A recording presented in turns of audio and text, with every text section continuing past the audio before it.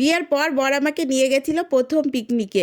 তো ওর বন্ধু, বন্ধুর বউ, আমরা ২ জন আর তার সাথে আমাদের ছিল পুচকি টেপি রানী। তো তোমাদের দেখাবো। তার আগে দেখো আমাদের সকাল সকাল কি খাবার-দাবার দিয়ে দিল। এখানে দিয়েছে কচুরি আর লুচির তরকারি, দারুণ হয়েছিল। আর ওর কাকার সাথে কি যেন একটু গল্প করে গেল। তারপর এখানে টেপি রানী দোলনা খাচ্ছে আর টেপি রানীর কাকি খাবে না, এটা কি হতে পারে? তো আমিও একটু দোলনা খেয়ে নিলাম। পুরো বাচ্চা, বাচ্চা একটা অনুভূতি, দারুণ লাগলো। তারপরে চলে এসেছি এখানে মঙ্গলদ্বীপ এই পার্কটার মধ্যে। তো এখানে একটু ঘোরার জন্যই এসেছিলাম।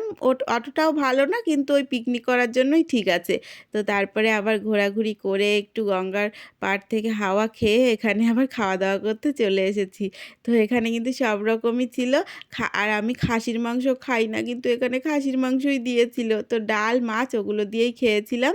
আর এখানে তার সাথে যদি পাওয়া যায় একটু বরের এক্সট্রা ভালোবাসা, আহা কত সুন্দর কোলে